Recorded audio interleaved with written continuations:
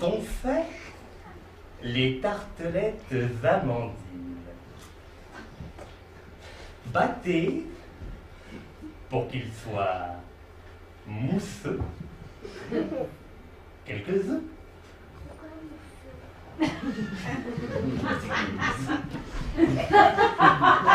Incorporez à leur mousse un jus de cédrin soigné. Versez-y un bon lait d'amande douce. Mettez de la pâte à flanc dans le flanc de moules à tartelettes, d'un doigt preste à bricoter les côtés. Versez goutte à goutte votre mousse en sépu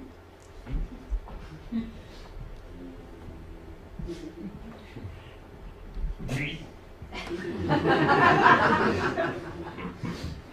que ces puits passent au four. Et Blondine, sortant en gai troupelet, ce sont les tartelettes amandines. Des sacs. Merci. Seul mes livres vénérés, les verres de mes amis, désirés, démembrés pour en faire des sacs à mettre des croquantes. Ah, vous renouvelez Orphée et Bacchante. Eh bien, je n'ai pas le droit d'utiliser vraiment ce que laisse ce tissu pour unique paiement vos méchants écrivains de lignes inégales. Fourmi, n'insulte pas cette divine cigale. Avant de fréquenter ce genre-là, mon ami, vous ne m'appeliez pas Bacchante ni Fourmi. Oh, avec des verres, faire cela. Pas autre chose. Et que faites-vous alors, madame, avec la prose? Oh. Phyllis, sur ce doux nom, une tasse de beurre. Ah, Phyllis. Quelle heure est-il? 6 heures. Dans 6 heures.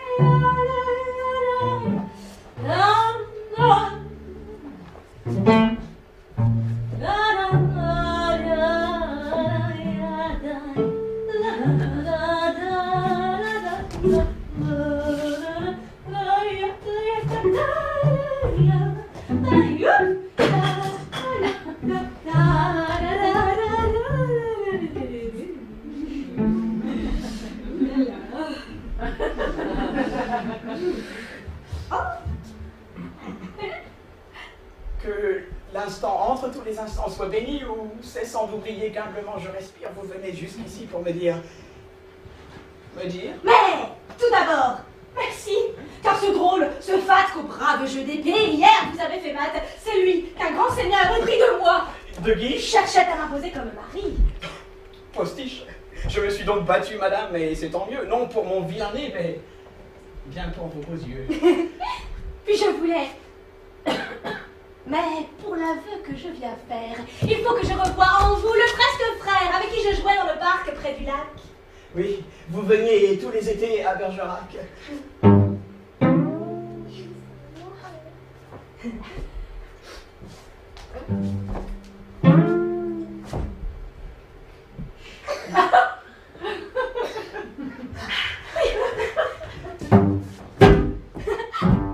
Les roseaux fournissaient le bois pour vos épées. Et les maïs, les cheveux blonds pour vos poupées.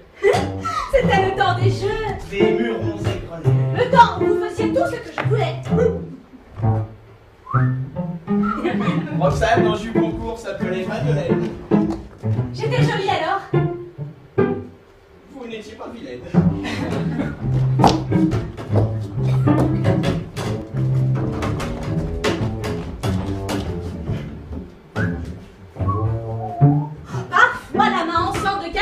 l'échappement de vos courrier. Alors, je monte à la maman. Je disais d'une voix qui tâchait d'être dure. Qu'est-ce que c'est encore que cette égratignure? Oh! C'est trop fort. Mais c'est hallucinant. Entrez là.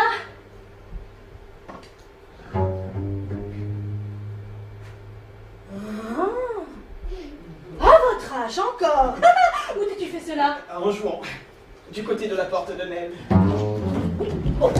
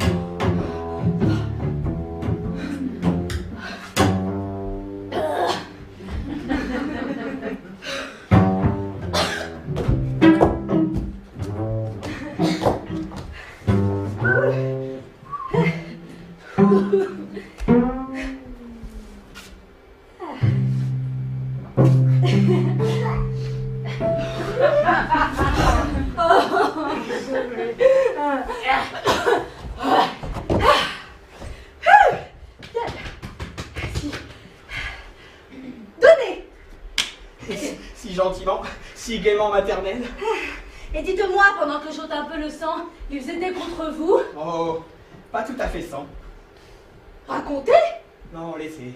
Mais vous, dites la chose que vous n'osiez tantôt me dire. À présent, j'ose, car le passé m'encouragea de son parfum. Oui, j'ose maintenant. Voilà.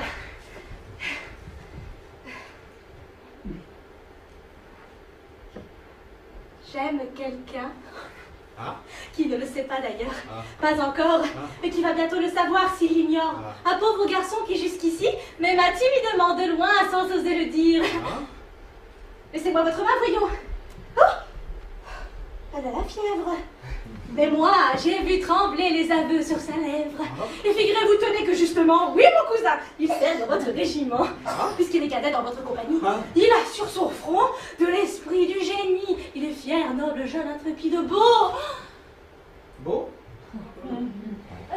Quoi qu'avez-vous? Moi, rien, c'est ce bobo. Enfin, je l'aime. Il faut d'ailleurs que je vous dise que je ne l'ai jamais vu qu'à la comédie. Vous ne vous êtes donc jamais parlé? Nos yeux, seuls. Comment savez-vous alors? Sous les tilleuls de la place royale, au cause des bavards de mon renseigné. Il est cadet? Cadet aux gardes. Son nom? Baron Christian de Neuvillette. Il n'est pas cadet. Si, depuis ce matin. Ma pauvre enfant, vous qui n'aimez que beau langage, bel esprit, si c'était un profane, un sauvage. Non! Il a les cheveux d'un héros de Durfray. S'il était aussi maldisant que bien coiffé. Non, tous les mots qu'il dit sont fins, je le devine. Oui, tous les mots sont fins quand la moustache est fine, mais si c'était un sot. Eh bien, j'en mourrais. Là. Vous m'avez fait venir pour me dire cela? Je n'en sens pas très bien l'utilité, madame. C'est que quelqu'un, hier, m'a mis la mort dans l'âme en me disant que vous êtes tous gascons dans votre compagnie. Et que nous provoquons tous les blancs-becs qui, par faveur, se font admettre parmi les purs gascons que nous sommes sans lettres, c'est ce qu'on vous a dit. Et vous pensez si j'ai tremblé pour lui? Non, sans raison. Mais j'ai songé, lorsqu'invincible et grand, hier vous nous apparûtes, châtiant ce coquin, tenant tête à ces brutes, j'ai songé, s'il voulait, lui, que tous C'est bien, je défendrai votre petit baron. Oh, n'attendez pas que vous allez me le défendre. J'ai toujours eu pour vous une amitié si tendre. Oui, oui, Oh, vous serez son ami. je le serai. Et jamais il n'aura de duel. C'est juré. Oh, je vous aime bien. Il faut que je m'en aille. Mais vous ne m'avez pas raconté la bataille de cette nuit. Vraiment, ce dut être une nuit. Oh, dites-lui qu'il écrive.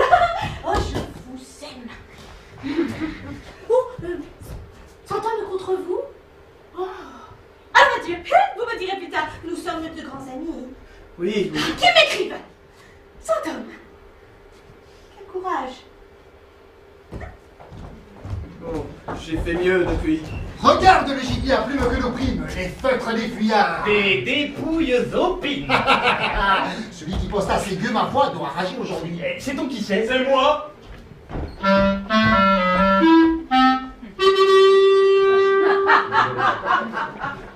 Je les avais chargés de châtier, besogne qu'on ne fait pas soi-même un rimailleur ivrogne. Que faut-il qu'on en fasse? Ils sont gras. Un sali. Monsieur, si vous voulez les rendre à vos amis, Mais tais-toi. tu parais souffrir. Devant ce monde, moi, souffrir? Tu vas voir.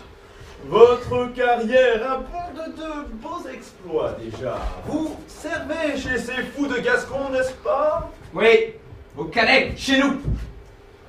Ah, ces messieurs à la mine hautaine, ce sont donc les fameux Cyrano, Capitaine, puisque ma compagnie est au complet, je crois. Veuillez la présenter au comte, s'il vous plaît.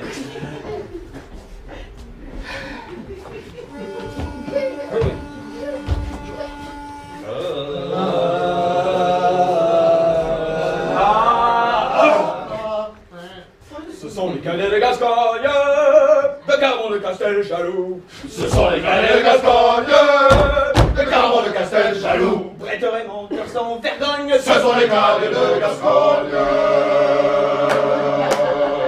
Par la longue belle bastogne, Tous plus nobles que les filous. Ce sont les cadets de Gascogne,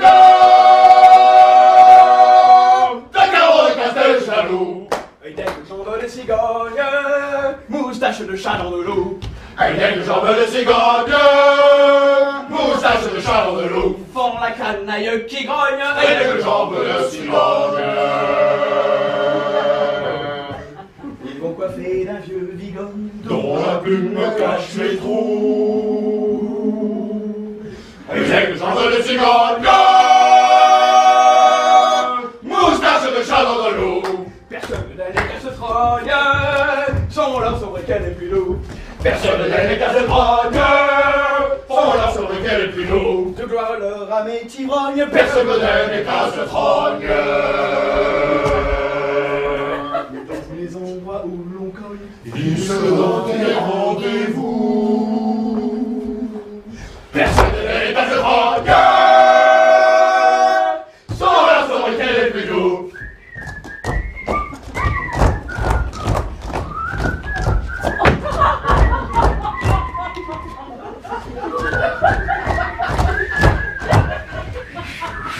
voici les cadets de Gascogne, qui font cocu tous les jaloux. Voici les cadets de Gascogne, qui font comme plutôt les jaloux. Aux femmes adorables carognes, Voici les cadets de Gascogne. que le vieil époux se renfrogne, Sonne les clairons, chantez coucou. Voici les cadets de Gascogne, qui font cocu tous les jaloux.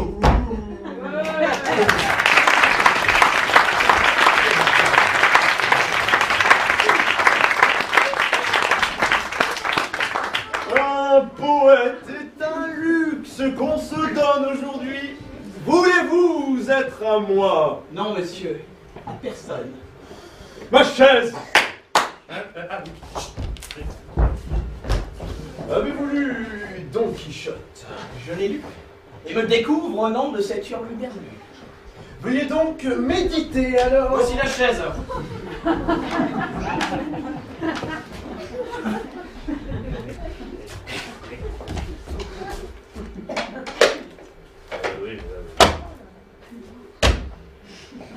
sur le chapitre des moulins. Oui, chapitre 13. Car quand on les attaque, il arrive souvent J'attaque donc des gens qui tournent à tout vent. qu'un moulinet de leurs grands bras chargés de toile vous lance dans la boue.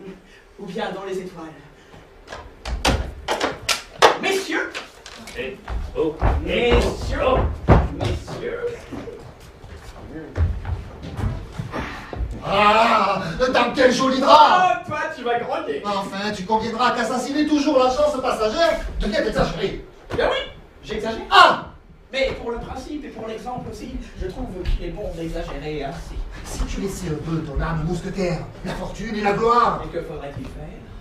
Chercher un protecteur puissant, prendre un patron, et tel un lierre obscur qui circonvient un tronc et s'en fait un tuteur en lui léchant l'écorce, grimper par ruse, au lieu de s'élever par force. Alors merci. Dédier comme tous ils le font, des vers aux financiers, se changer en bouffon, dans l'espoir vil de voir aux lèvres d'un ministre naître un sourire enfin, qui ne soit pas sinistre. Non, merci. Déjeuner chaque jour d'un crapaud, avoir un ventre usé par la marche, une peau qui plus vite à l'endroit des genoux devient sale et exécuter des tours de souplesse dorsale. Non, merci. Travailler à se construire un nom sur un sommet, au lieu d'en faire d'autres. Non, merci. De découvrir du talent qu'aux mazettes, être terrorisé par de vagues gazettes et se dire sans cesse « Oh, pourvu que je sois dans les petits papiers du Mercure et François !» Non, merci. Calculer, avoir peur, être blême, préférer faire une visite qu'un poème, rédiger des placets, se faire présenter. Non, merci, non, merci, non, merci. Mais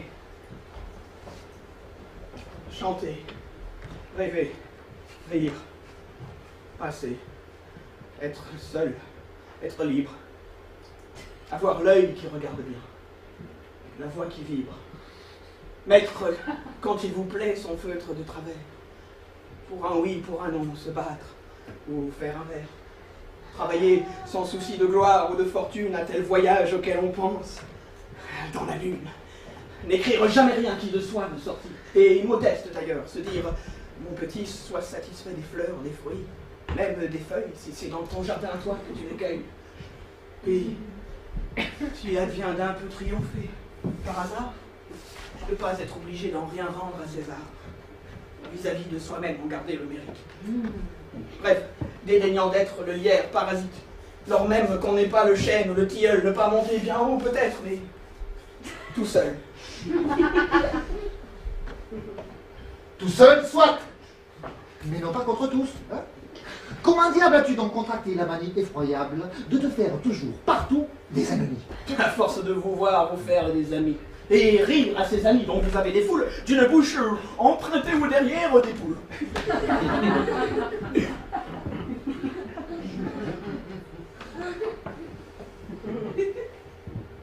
Fais tout haut l'orgueilleux et la mère. Mais tout bas, dis-moi simplement qu'elle ne t'aime pas. Tais-toi. Hé, Cyrano! Ton récit! Tout à l'heure. Le récit du combat! Ce sera la meilleure leçon pour ce timide apprenti. Oui, septentrional maladif. Maladif? Ouais. Monsieur de Neuvillette, apprenez quelque chose. C'est qu'il est un objet, c'est nous dont on ne cause pas plus que de cordons dans l'hôtel d'un pendu. Hein, ce point. Regardez-moi! M'avez-vous entendu? Ah, c'est le ministère! Jamais ce mot ne se profère! Ou c'est à lui là-bas que l'on aurait affaire. Un mot suffit, Candide. Un mot, un zeste, un seul. Et tirer son moussoir, c'est tirer son linceul. Capitaine? Monsieur, Que fit-on quand on rencontre des méridionaux trop vantages? on leur prouve qu'on peut être du Nord et courageux. Merci. Maintenant, ton récit. Ah, son récit! Mon récit!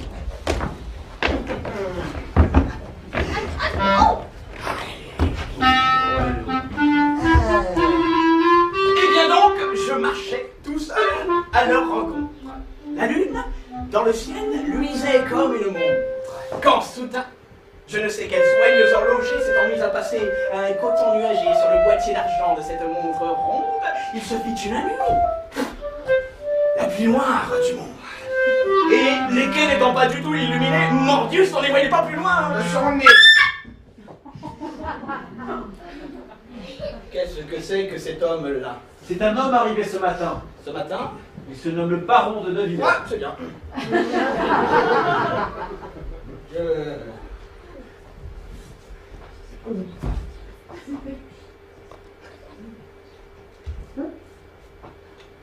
Très bien. Je disais donc, Mordius, que l'on n'y voyait rien. Et je marchais, songeant que pour un gueux fort mince, j'allais mécontenter quelques grands, quelques princes qui m'auraient sûrement Dans le nez. une dent, qui m'auraient une dent. Et qu'en somme, imprudent, j'allais fourrer Menez. de quoi entre l'écorce et l'arbre. Car ce grand pouvait être de force à me faire donner Sur le nez. sur les doigts. Mais j'ajoutais, va, Gascon, fais ce que dois, marche, Cyrano. Et ce disant, je me rasais. Quand quelqu'un, dans l'ombre, quelqu'un me porte Une Nazareth. je la barre et me trouve sous un Nez. avec 100 braillards à vide qui puaient l'oignon et la litarge. Je bondis, front baissé, et on va. Et je charge, j'en estomac que deux, j'en empale un, tout vif. Quelqu'un m'a juste paf et je riposte. Viva! Allez, sortez tous! C'est l'homme de la nuit. Tous! Laissez-moi seul avec cette robe! On va le retrouver en Racine! Dans un bon cachet! Que je blanchis, que je l'envolie comme une sœur. Sortons! Il ne va pas lui faire une mienne. Aïe aïe aïe aïe aïe aïe aïe!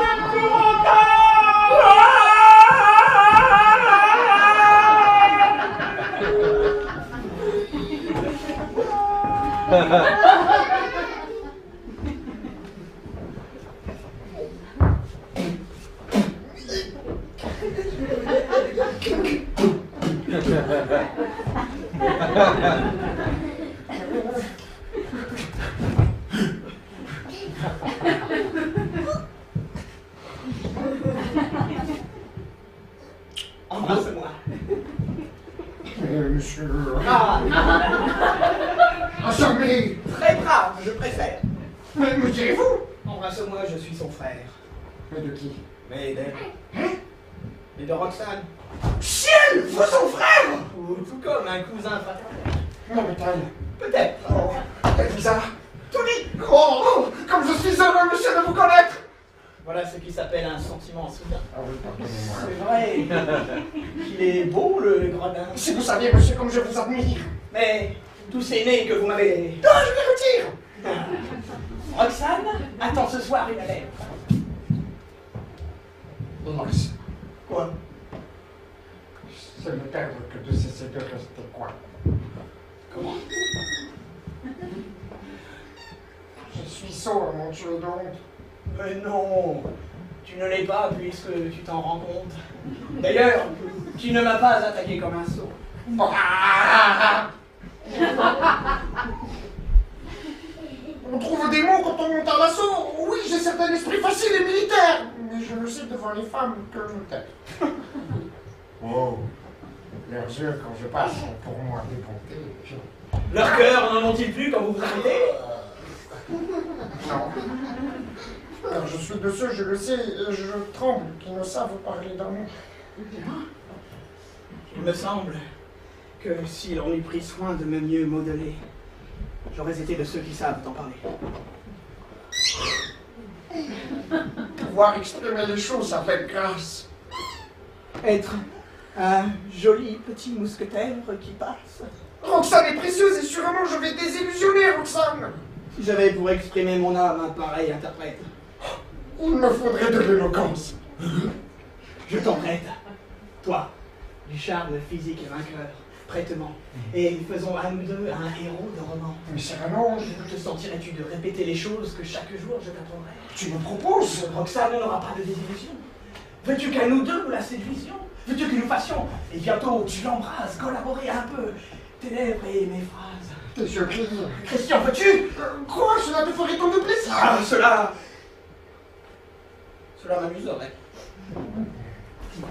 Mais la lettre qu'il faut au plus vite lui remettre, je ne pourrai jamais. Ah, voilà ta lettre.